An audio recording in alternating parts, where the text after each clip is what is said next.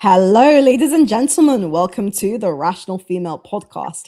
And today I'm very honored to have on a great guest whom I have been watching for a few years now, Simon Webb from History Debunked. So I'm very excited to chat with him today. Simon is someone who I am very familiar with.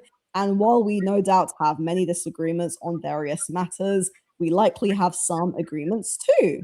So I have read his book, The Suffragette Bombers, and I recommend it to everyone as it delves deeply into the history of the suffragettes. And it certainly awakened me to a lot of new information that I was not previously familiar with. So, Simon, please tell us today about your background and how you became a historian. Oh, my life has been very sort of long and not all. I don't think my personal life's particularly interesting, honestly, Zarina. I spent a lot of time traveling and writing and doing all sorts of things. Well, you wanted to talk about these suffragette bombers, yeah? Yeah, well, I guess I was just curious because I wanted to know how you actually got into becoming a historian. It's also just a general kind of formality. I like to ask people a bit about their kind of educational background because your whole channel is basically dedicated to taking commonly known historical facts that people believe in and then basically saying, this is why this is not the whole truth. So, That's true yeah. enough. I've written for a long time for all sorts of different publications, newspapers, magazines, and then I started writing books. I thought, well, it's all well and good having these. I used to have columns in magazines and so on. I used to write for various newspapers, but there's a limit to what you can say in 1,000 words. And I thought it would be a much better idea if I started writing books, because then you've got 75,000 words in which you could explain your ideas and you can explore sort of byways and so on, which isn't possible generally if you're writing articles. Okay. So, how many books have you actually written? I don't know, an awful lot. I mean, Yeah. sort of 80 or 90 Westerns apart from anything else, and then all the non-fiction. You'd have to go through Amazon. I suppose 50 non-fiction books, maybe. And you write fiction as well. That's fantastic. It's only pulp westerns, Serena. No, It's that's like so cool. Well, I've published a bunch of pulp romance, which is all a bit, not that good. oh, It's very commercial. So, yeah, that's yeah. that's the only reason. Dr. Johnson said nobody but a blockhead ever wrote for anything except money, and that's pretty well. No, that's how I feel. I don't feel any artistic achievement in writing all the westerns and so on. I do it to make a living. Okay. I mean, I think writing can be fun just as a vocation. I guess that's me thinking about people like Bukowski or people who just wrote because they wrote for pleasure. But Some people have a talent. I don't have any particular talent at it. For okay. me, I'm not an artist. I'm more an artisan. I'm like a Okay. carpenter. I do something. If I write a book on a particular subject, I will do the book and I'll do it competently, and the grammar will be good and everything. But it's not a work of art. It's not an artistic creation. If you follow me, it's a Okay. workmanlike project. No, that's interesting, approaching it from a kind of technical angle rather than an artistic angle. Well, I actually am an author, so I'm very, very passionate about literature. And, I would say the books I've published have been definitely more for, I guess, artistic pleasure as opposed to thinking about the technicality, although it's good to get things technically correct. And you're an artistic type of person because you're That a is true. musician as well. That is I true. am anything but artistic. It's simply not me. I'm a workman. I'm like a plumber or a carpenter.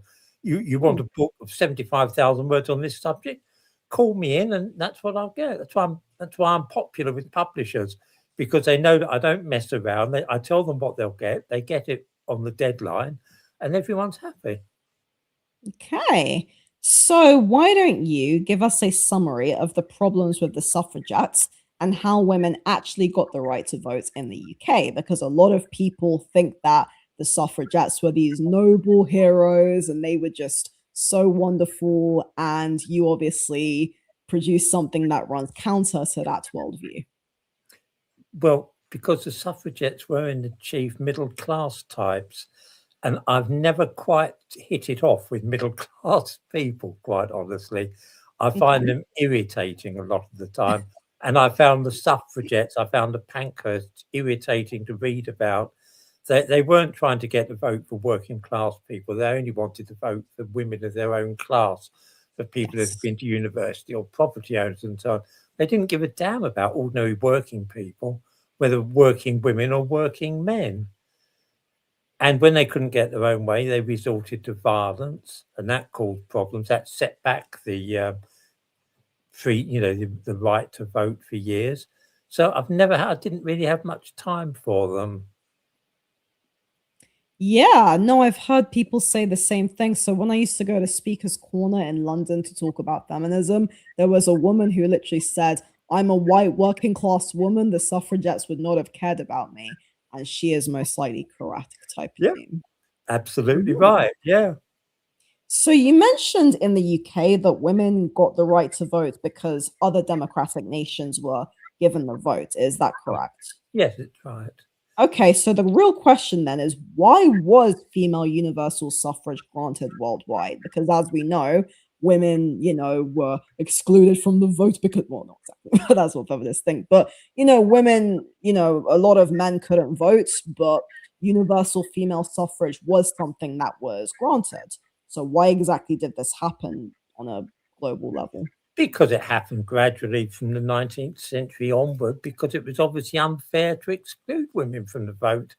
And it was, when people thought about it, it seemed irrational not to give women the vote. I mean, Maori women in New Zealand got the vote before white women in England got it. It's Mhm. it became clear to people that it's wrong to discriminate against women in that way, and so it was a gradual movement. Australia and then New Zealand and then some European countries. Okay. So I've heard some people argue as well that a lot of women were also opposed to female voting because they thought it would disrupt kind of private family life. They thought it would disrupt the roles that women already played in society and that women, already contributed to societies. Do you agree with that view? It's certainly a view that I can understand. Yeah, Yeah. I mean, women no longer focus on the hearth, they no longer focus on the home.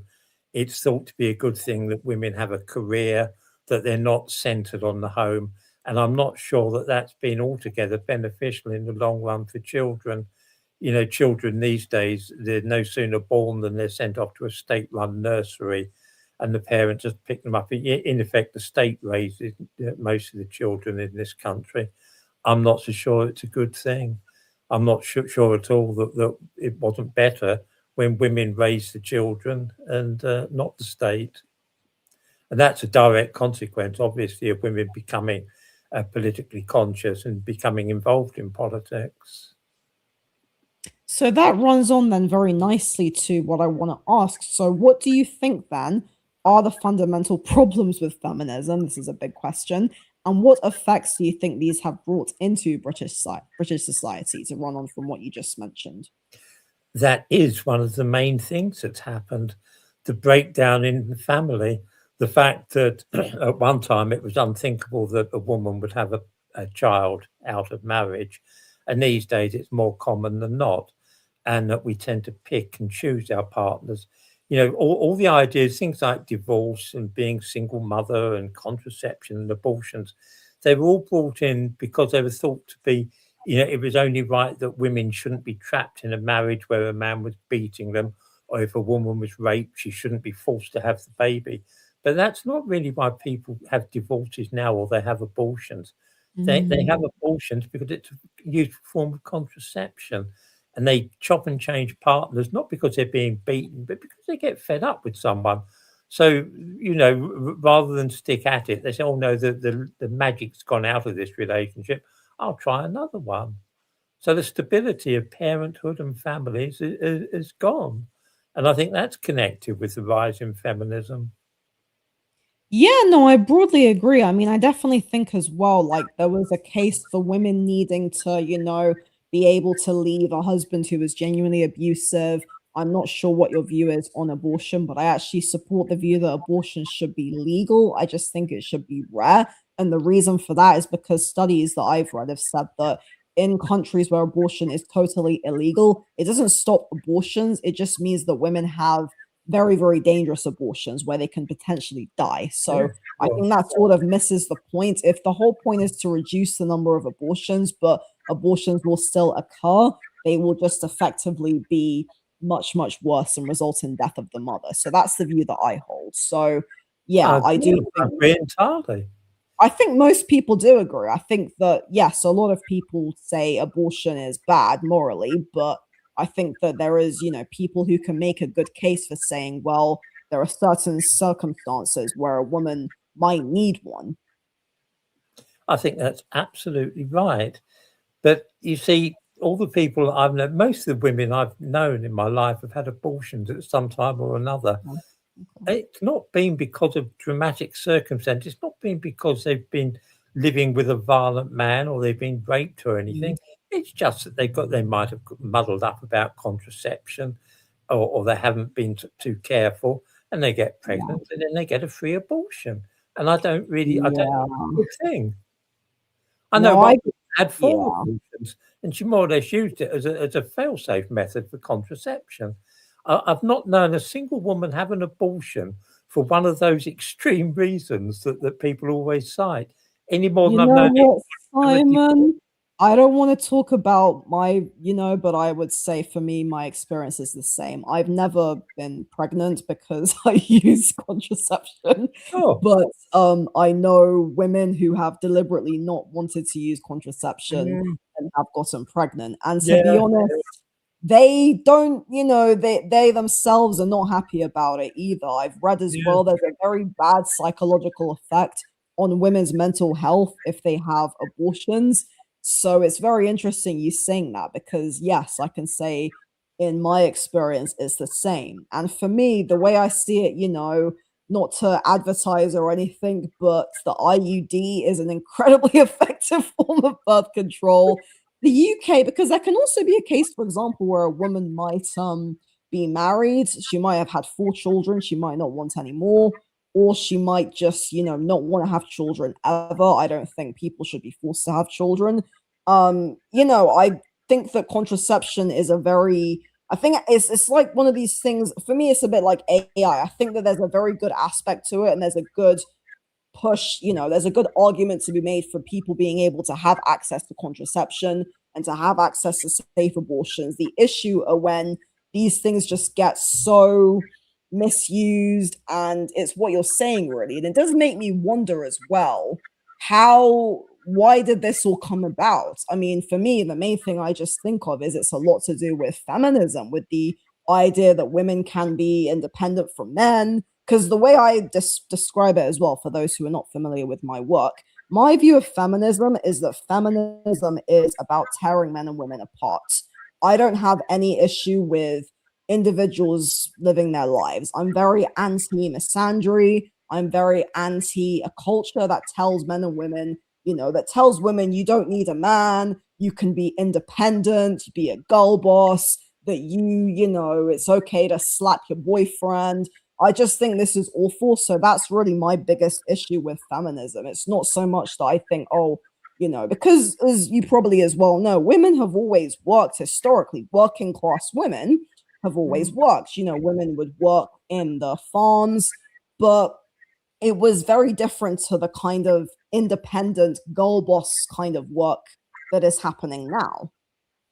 Yeah, it really is. Both my grandmothers carried on working into their 70s. They used to go out charing, go out cleaning offices and people's houses. So, yeah, all my family used to work like that well into their 70s. But as I say, we're not talking about liberated work like, being bosses or anything. I'm talking about No. cleaning people's bathrooms. Yeah, and they would have worked out of necessity, not because they Sure. wanted to be liberated. No, that's Did true. middle class women, did they not have to work? Were they able to actually just be at home with their children? and kind of But that's wealthier classes. but that's the whole thing. That's how it used to be. It was like that in the 50s. It wasn't just middle class women. All women used to stay home with their children. You know, they would be at home when the child was at school doing the housework. Because I mean, doing the housework was a huge business. You know, Yeah. we didn't have a washing machine when I was a kid. My mother used to wash the stuff in a tub, and we had a mangle, and it used to take the whole day to do the wash. So yeah, Okay. that's what women were doing then. They were staying home when the kids were at school. They were doing all the housework. Yeah, I mean, I said this to somebody. It's almost like modern women now have two jobs. They have the job of going out to the office or wherever, and then they have also the job of being a full-time mom.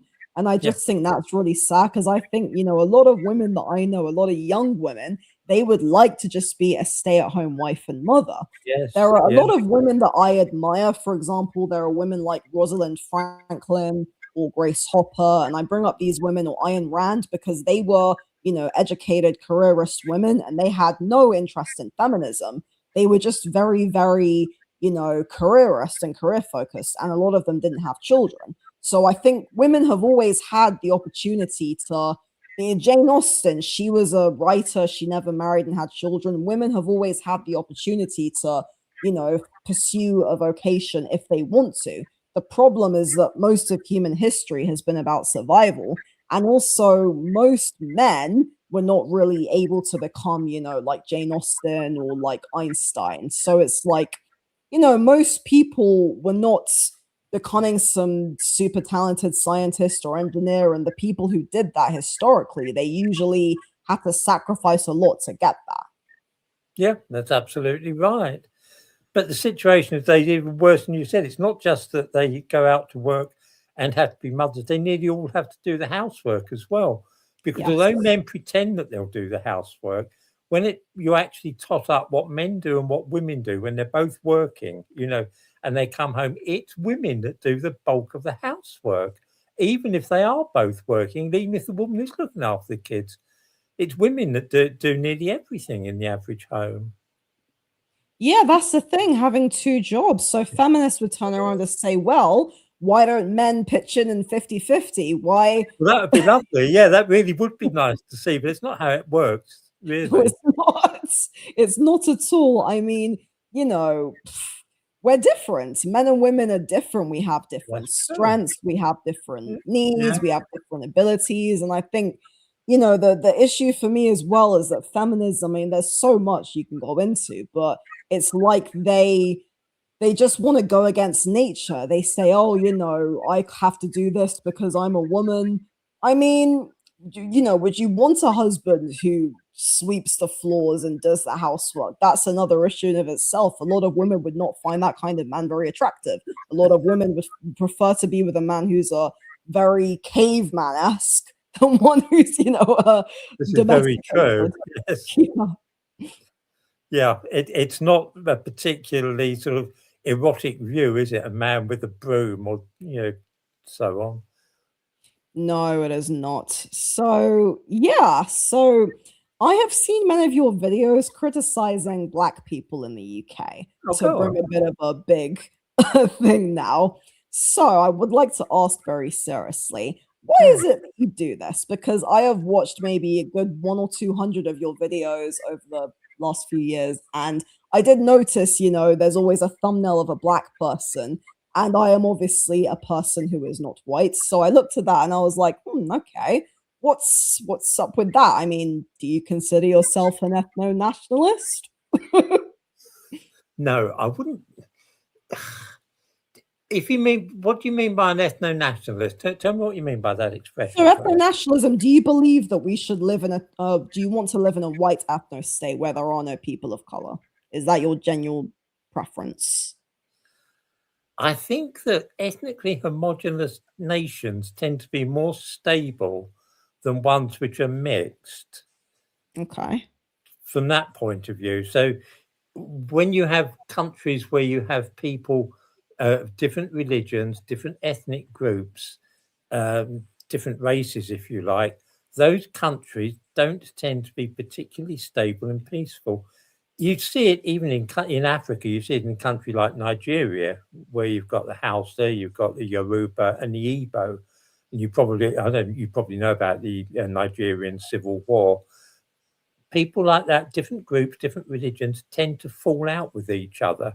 So in Nigeria, you've got constant trouble with the Muslims in the north, up by Kaduna, and the authorities in the south.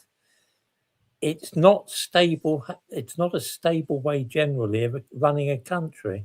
If you're asking me if I would like to see all black people thrown out of Britain, then no, that's not at all. That would be Yeah, because obviously there's the practical case of, how would we enforce that? How would we? Because I understand what you're saying. It's just how would we, in the modern, world that we're living in now, for example, in modern Britain, how would we have an ethnic homogenous countries? Because personally, I think that I like the idea of civic nationalism. So a kind of a multiracial society, but kind of culturally homogenous. So we don't have people we have kind of one shared unifying culture. Like, for example, I consider myself culturally British, even though my ethnic background is, not English. But yeah, I respect the Britain. I don't, I wouldn't, I don't, yeah, like that's what I'm trying to say. So that's the kind of view I hold. So I don't know, would you agree or would you kind of disagree with that in general? You've got to bear in mind also, Zarina, that I'm an old person, and old people are notorious for looking back at the past and believing it was always better than the present. So Yeah. my past is of an homogenous nation, a nation which was almost completely white. And that, I suppose, growing up was my yardstick for what is good. I look back now 60 years, and that's what I see. That's what my earliest memories are. And that old people always think that the food tasted better when they were children. They always think that everyone was more polite, that the nation was better, the politicians were better. So you've got, I can't it's difficult for me to disentangle that aspect of my own character with rational debate. I don't know whether you understand what I mean by that. I do. It's almost like there's a personal aspect to you. It's not just a purely intellectual reason. There's a No, kind of no, it's definitely not that. No, it's definitely a personal thing, and my feelings towards the national flag are a personal thing. It's something inside me, and it's not something I can always rationalize. I can't always express it clearly. Yeah, I understand. I mean, I don't understand, but I understand intellectually, if that makes sense. So, I guess, I mean, I don't think you necessarily have anything against black people or people of color in general, but I suppose for you, it's more the idea of like wanting a unifying culture and the England that you grew up with. And, there's a lot of people, there are people of my generation who feel that way as well. They talk about it. They talk about wanting to live in a more homogenized Britain. Sure. I can't say for myself that I would agree for, again, obvious reasons, but it's something that I can understand. I guess I'm somewhat torn between, liking some aspects of multiculturalism, but also not liking certain aspects of it and being a bit concerned. And also, there is obviously a case to be made as well for racial and ethnic homogeneousness to be more, to create more. Because when you think about it as well, I guess humans, we are loyal to our tribes, and the world now has become very, very globalized. So there's less people kind of living in very, among their tribe, if we will. Yeah, I think that's absolutely right. People are on the move. People move about in a way that they didn't used to, many years ago. So when I was a child, Africans didn't used to come to Europe as a rule. Europeans would go to Africa and they'll do various things. They'd be missionaries or they'd build railways and so on. But it didn't work both ways. Africans didn't come to Europe, but now Africans are coming to Europe, and the case is altered. And it's something a lot of people don't feel happy about. And I dare say that a lot of Africans weren't happy to see Europeans going into their country. When that used to be a habit either. But wasn't there a different reason though? Wasn't that more because of like slavery and because people, of African descent, there was colonialism. Wasn't there kind of a different reasoning for that for Black Yeah, people? there were lots of useful things. There were a lot of useful things in Africa. They had lots of things like gold, diamond, rubber, all sorts of things that we wanted. It wasn't a Yeah. benevolent enterprise. The Europeans didn't go there for the good of the Africans. They went there because they wanted to see what they could get their hands on. Yeah. So one might argue that in a way it's almost like the same thing is happening now on the flip side. That's what some may argue, that the kind of the British, I've heard the argument that the British Empire, expanded and then now it's obviously dismantled and then now we have people from other nations coming to Britain. Um yeah, I'm not really sure how to explain They're coming here for what they can get. The same reason that we went to Africa. We went to Africa, the Europeans went to Africa for what they could get. They didn't go there for any other reason. They weren't seeking refuge. They went to Africa because there were loads of free stuff in Africa that they thought they could take away, that they could get hold of. That is what the empire was. And now many people are coming from Africa for the same reason that we went there in the first place. They're coming here because there's a load of stuff in Europe. There's more stuff. There's more money. There's lots of free stuff to be had. It's the same motivation that we had as Europeans when we went to Africa. So I can't altogether blame people for wanting to do that. I understand what motivates a lot of people from Africa to come to Europe, but it doesn't mean to say that I approve or I want it to happen. Yeah, I mean, I think you might have mentioned this actually on one of your videos. Have you read the book How Europe Underdeveloped Africa by Dr. Walter Rodney? Yeah. Because he talks about his views on Europe and the kind of African colonialism. I mean, it's a very interesting thing because I think a lot of people of African descent, they feel quite strongly about that. And they feel that, the Europeans effectively, dismantled Africa. And that's why Africa now is a third world nation. It's kind of all the fault of Europe, really. Yeah. And a lot of them have got grudges about it. A lot of that. I mean, we caused a lot of mischief in Africa. I mentioned Nigeria and the Civil War and so on. But that, was British colonialism in action. The British lumped together. At one time, there were the Igbo, the Yoruba, and the Hausa in the north, all living separately. And Britain created a territory. They simply lumped all those people together. They saw them all as black people, and they created a country, and they called it Nigeria. And by doing that, they created the conditions for conflict. They created the conditions for the civil war that came, the Biafran War and so on. So there was a lot of things that we did in Africa that that some Africans still feel a grievance about, and I can understand why.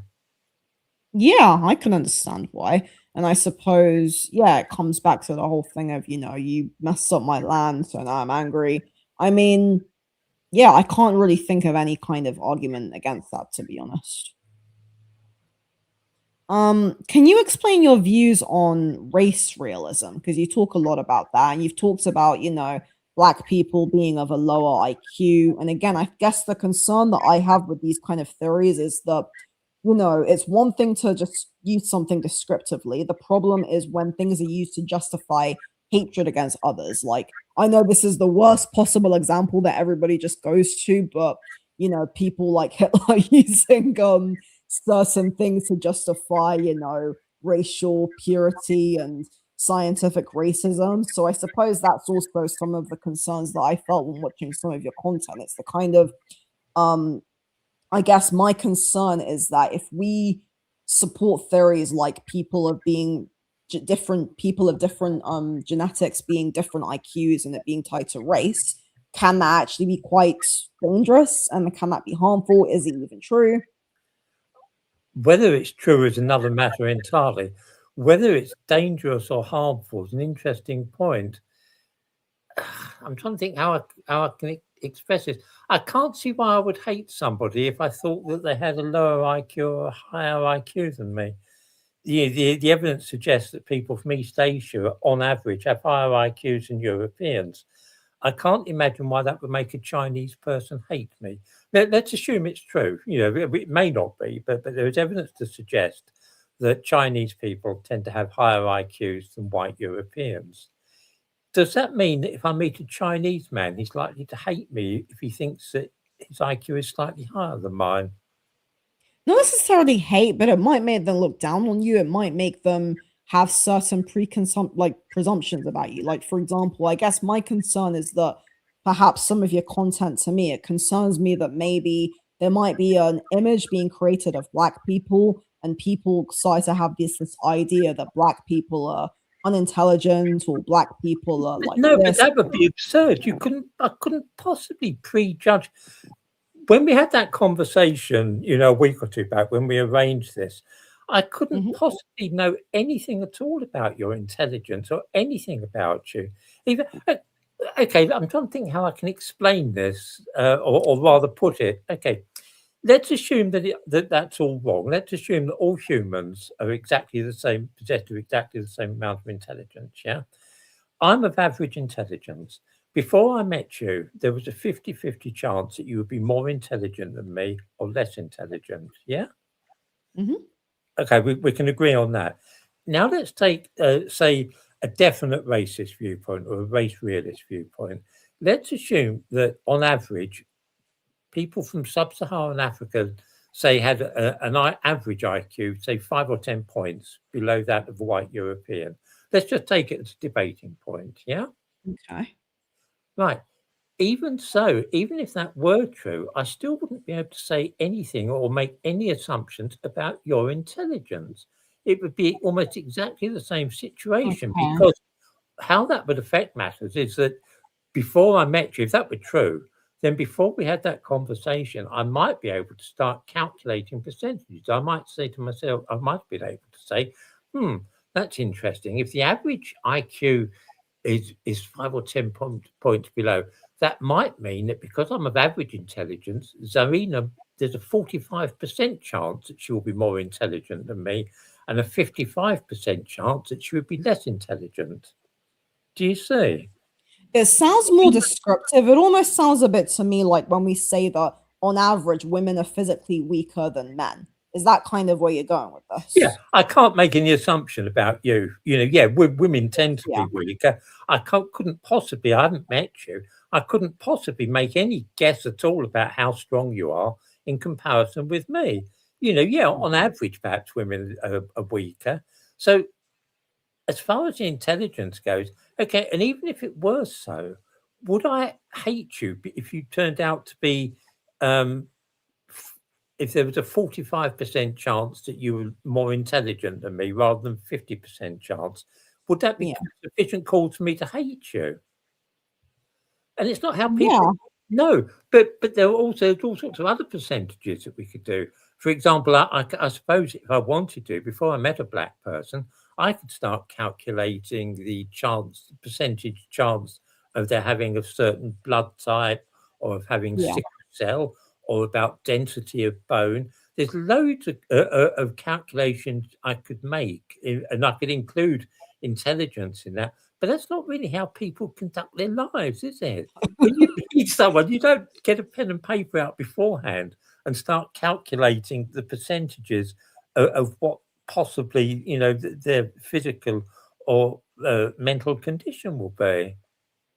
No, well, yeah, everything you're saying is pretty valid. Again, I guess the overarching concern is could that information be used as a tool to deliberately discriminate against certain groups of people Yes, of and to course it will. deliberately, and I Of course. guess that's the concern that some people perhaps who are more progressive leaning or people who, talk about things like, scientific racism, etc. I guess that is kind of the overarching concern because, unfortunately humans don't just, we're not always thinking logically. We do make judgments about others. And I think that it would be better if we views things as more of a purely descriptive basis as opposed to, you know, saying like for example, if I make the claim that, women on average are usually physically weaker than men or women tend to be more interested in arts and humanities, that's not me saying that women are not capable of being scientific. It's me just making a descriptor. So that is the kind of thing I think that there could be a good case for that same kind of logic to be applied to race. The issue is that doesn't really seem to be the case, and I suppose do wonder why that is not the case. Because you can't avoid saying things because someone will take what you're saying and twist it and use it for an evil purpose. I could start a YouTube channel in which I preach the gospel and I start quoting Jesus about no one comes to the Lord except through Jesus. And some people could take that as grounds for launching a jihad against Muslims or killing atheists. I can't be answerable for that. I can't be answerable for the misconstruction that people will put upon everything I say. Okay. Yeah, So no, I yes, understand. you're right. You're quite right. Some of those ideas could be dangerous and some of them could be Yeah. harmful. But then the same could be said for a lot of other ideas. An awful lot of It ideas seem can. dangerous and harmful. Yeah, and there are some ideas I will ask you about shortly, but I'd like to ask, are there any Black thinkers that you personally do admire? Yes, I'm thinking now of Sir William Lewis, the man that won the Nobel Prize for Economics in 1979. I was prompted to think of him during the Jason Arday affair. I mean, obviously, you're familiar the whole Jason Arday thing. You know Yes. what happened there. You know, he was a professor at 39, I think. Well, William Lewis was a professor at 33, a professor of economics at Manchester in 1948, which was a long, long time ago, at a time when there was hideous racism in Britain. And yet, Okay. as a black man, he was from St. Lucia, he became a professor at 33, you know, in post-war London. And he went on, he was one of the greatest economists ever seen. So there is a black person who is sort of, you know, was a world leader, one of the most famous economists ever. Or if you want another Yeah. example, you can think of Andrew Tate's father, if it comes to that. I mean, Oh, you know you who didn't say Andrew Andrew Tate Tate. is. I was a bit gonna say, were you gonna say Andrew Tate? No, Yeah. Andrew Tate, I wouldn't Um, say is a great black that's thinker, not quite funny, honestly. I think, But basically. I used to be very much involved with the chess circuit because my daughter was a chess Okay. player. Okay. Emery Tate was well known. That's Andrew Tate's father. He was Yeah. well known. He was a fantastic linguist, you know, fluent in Russian and Spanish and all the rest of it. And he was also an international master at chess, very Okay. famous on the chess circuit. You know, very Interesting. great thinker. So yeah, there's plenty of black people, and I think when we had a previous discussion, we mentioned James Baldwin. Yeah, Who, you brought up James Baldwin. yeah, if Yeah. there's any justice in the world, he would have got the Nobel Prize for Literature. No, there's no shortage of black thinkers and black intellectuals. Yeah, can you tell me more about your general views on James Baldwin? Because you spoke quite highly of Oh, him. he's a fantastic man. It's just a really incredible writer and a really incredible thinker. If you read a book like The Fire Next Time and so on, you can see that he's also an extremely humane person. He was a person that sort of loved his fellow man, very compassionate as well, and very humorous. He wrote about Elijah Muhammad, you know, he wrote about the Black Muslim movement in a very light-hearted way, but a very sort of, you know, a very penetrating way. Hmm. I've had Go Tell It on the Mountain on my reading list for quite a while. That's one of his most famous books. Yeah, James Baldwin, I mean, because he was also gay as well, so Yes, he right. had his fair share of difficulties. I guess that's also because I was thinking to myself a short while back, I was looking out the window and thinking, there was a time when people of different racial groups couldn't date and when homosexuals were imprisoned. And I do think that actually it's good society isn't like that now. My concern is I look around and think things have swung way far to the other way. And, a lot of people I talk to who are older, they do say similar things. So, and that's a concern that a lot of people, even as young as me, do have the idea that there was a time when abortion was about, to prevent serious things or, the things that are being, again, I suppose it brings back to a broader thing I just talked to you about, things being used and then people using them to cause harm to others. And that can literally apply to anything. So Yeah. that is worrying. Like, for example, I have no issue with a man or a woman who is a grown adult who says, I suffer from a disorder and I would like to have a sex change because that is my choice. And I'm not going to go around and expect everyone to, first of all, if they look like if I said to you that I used to be a man, nobody would look at me and say, "Oh, are you a man?" I don't look very masculine. So, if somebody said to me, "I'm female, but I used to be male," and they clearly look female, I don't need to guess what they are. They don't need to make it into a big deal. That's the kind of view I hold. I actually don't think that view is particularly inflammatory at all. I don't think that I don't see why it's controversial for me to say that somebody who looks, I actually think that's actually a very fair point, because there's a lot of people who would say, no, I don't think anybody should be allowed to have a sex change. So I think me saying that somebody who has a sex change and they live and present as their preferred sex and they don't make it into everybody's problem, I don't really see why that's an inflammatory thing to say at all. That's my view. I don't think it's at all inflammatory. And you're quite right. I mean, I don't really care what adults do. If an adult wants to take heroin or drink poison or have his penis amputated or have a breast removed, it's none of my business at all. It's purely a private matter. But it doesn't mean to say that I want to get drawn into it. I might not view a man. A man might have himself castrated and wear a wig and call himself Mary Jane or something. But that doesn't mean I've got to join in with the game. I don't necessarily have to agree with what he's saying. And I want to make an important distinction as well. I think there's so I'm not sure if you're familiar with someone named Buck Angel, but I think there's a big difference between Buck Angel, who's a transsexual man, who, if you look at him, clearly looks masculine. For me, there's a difference between someone like that and somebody who says, oh, like, that's what I'm trying to make very clear. I think there's a big difference between a man who's just wearing a wig and somebody who actually looks female because they have physically altered their body and taken hormones. But again, I can really understand why a lot of people would also very much be reluctant as well, because it is one of those things that I think nobody really knows how to handle it. And I think it's being really badly handled in the whole realm of political discourse. I agree completely. But you have to be very careful what you say, otherwise you're going to make yourself quite unpopular. Well, that's fine. I mean, I think that, I think people agree on things more than we genuinely disagree. So you have also talked about something which I very much agree with, which is the Islamification of the UK. And that's something which I have many personal concerns about. And Islam is something which I am also trying not to talk about too much. I've done maybe a few videos on it, but it's one of those things where it's like, that is, we can't talk about that. It's like, we're allowed to say negative things.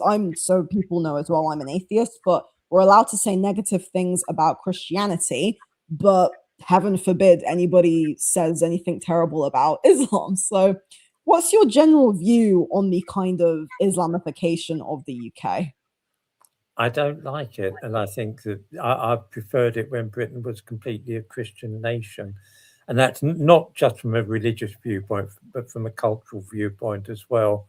Because I think that the tenets of Christianity, whether I don't happen to believe that Jesus was God, I don't believe that at all. I'm not a church, I go to church occasionally. I'm not a Christian. But I think that the tenets of Christianity were really valuable for society. And the idea that there is such a thing as right and wrong, and that forgiveness is a good thing. Because, I mean, we all know that, really. We all know that it's wrong to steal and wrong to kill people and wrong to tell lies. And that also, if we can possibly forgive people the harm they do us, that's good for us as well. So I think the influence of Christianity was good. And I don't quite see the same influence from Islam. It seems, more to be a bad influence generally on things. So somebody described this to me very well, which is something which I always remember for myself. If you look at Christianity and Islam, Jesus Christ from Christianity was somebody who preached love thy neighbor and do good unto others and forgiveness, which is what you just talked about. I can't really say the same for Muhammad. He was a warlord. It's well documented that he consummated a relationship with a child, so he was also a pedophile.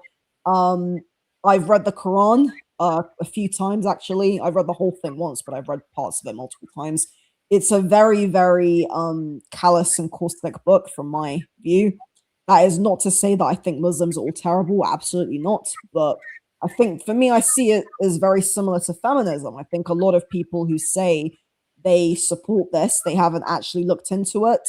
And I think that they're not, seeing what it actually says. And I think that is for me, that's a very good comparison. It's that comparing Jesus and Muhammad, they were both vastly different philosophically. Whether they did or didn't exist is another question. But yeah, that's the kind of view that I hold personally. And I absolutely agree with you. But at the same time, I think everyone should be free to pursue any religion they want. I wouldn't like to see Muslims or Hindus or Sikhs or Buddhists stop following their religion. But I think that they could. I've never yet met a Hindu in this country that makes a big production out of religion. There's an awful lot of Hindus, and they just follow their faith quietly, and that it's a personal matter for them, in the same way that it is, say, with Jews and Sikhs. I don't like the fact that Islam is so pushy and constantly trying to make a lot of itself and attack those who disagree with it. Well, I think that's the issue that most people in the UK have. It's that, we don't see any kind of radical Hinduism, radical Judaism, or radical Christianity, yet we do see radical Islam.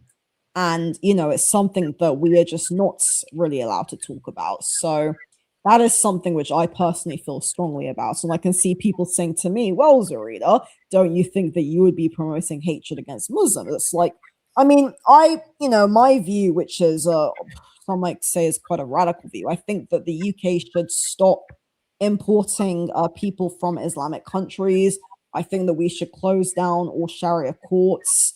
I think that, Muslims who are in this country should at the very least, not support Sharia law. I don't know how we would enforce that. But I think that if you want to be a Muslim in the UK, that's perfectly fine. But I don't think you should be someone who can say, I support Sharia law, or, I think that we should have that instead of the UK, really.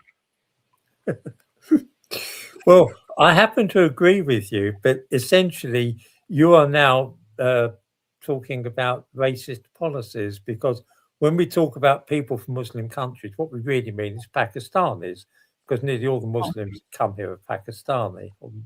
They're a great majority. No, I was actually referring to more Middle Eastern countries, but dark-skinned people from the East. You're saying that people, Arabs, Iranians, Afghans, and Pakistanis, you wouldn't. Well, it's not really a race thing, though, is it? Because there are people in African nations who are Christian. I mean, yes, I understand. I know what you're saying, but I think also that. I don't, because also Islam is not a race. I mean, there are plenty of. No, it's not. But it's normally dark-skinned people that follow it. If you take 100 Muslims in this country, you're going to find that at least 90 of them are going to be Pakistani. You'll certainly get Iranians and Afghans as well, but they will all have dark skins. You're talking about a policy that would stop people with dark skins from the East coming here. I mean, I wouldn't put it like that, but fair enough. But that's what it amounts to, isn't it? No, of course you wouldn't put it like that, because that would sound awful. But that is what it would amount to. I'm not saying I disagree with you. I'm just trying to be clear about what it means. Most of the Muslims in Britain are Pakistani, and most of the Muslims that come here are Pakistani. There's certainly there are Afghans as well, and there are some from the Middle East. There are Iraqis and Iranians. There's small numbers. It's nearly all Pakistanis. At the very least, it's all dark-skinned people from the East. Yeah, I mean, I'm not opposed to immigration entirely, as in I am very much opposed to Islam, and that's not a secret. I've been very vocal about that. But on my channel, on my Substack as well. However, in terms of general immigration, I suppose where you and I would probably quite widely differ is that I don't necessarily want to live in an entirely ethnically homogenous country. I quite like going for walks and seeing people of different racial groups. For me, my only real problem is with Islam. I haven't really got a problem with racial diversity overall. That's really just my own personal problem, which is kind of puts me in two minds, because on the one hand, I wouldn't say I'm necessarily anti cultural diversity, but I would say I'm very much anti-Islam because that is a ideology which I have a very, very strong and also personal negative views with as well. So yeah, I agree with you. I'm just pointing out some of the implications of what you're saying. of I'm course. not disagreeing. Yeah, that's fair I'm enough. saying that if a white person said that, it would be fairly plain that it was code for dark-skinned people from the East. Okay. And you're a black woman saying it, and it sounds like the same thing that when people talk about not wanting Muslims coming here, they are talking about dark-skinned people from the East, people with darker skins, that aren't white. Okay.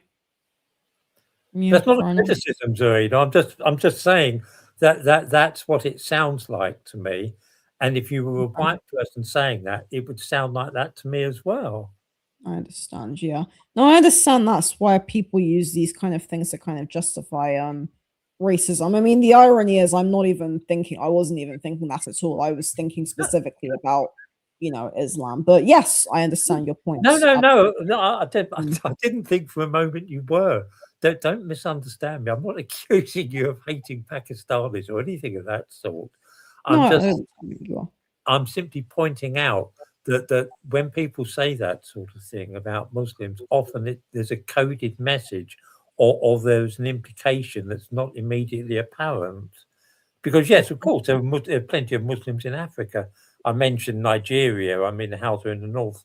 They're all Muslims there. The people of Boko Haram, and also there's plenty of white Muslims as well in Yeah, Albania. that's the thing I was gonna say. Like, being a Muslim is not specific to being a person of color, just No, as being not a at all. Christian. There are so many, we know there are lots of African American Christians. Yeah. Yeah. So it's actually kind of a strange thing, isn't it?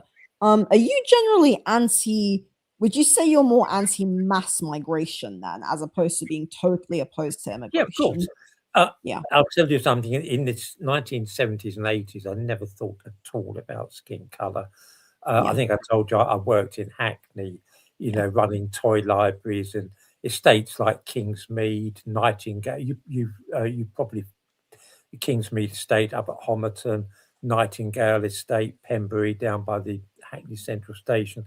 I ran toy libraries and support groups and all the estates around Hackney.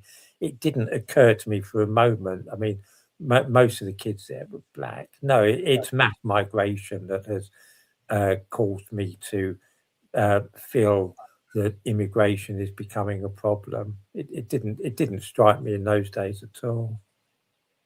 So that's another thing which makes me a bit sad. It's like it seems like when people didn't like when I was a child, I remember watching the show Ugly Betty, and there was like a transsexual character.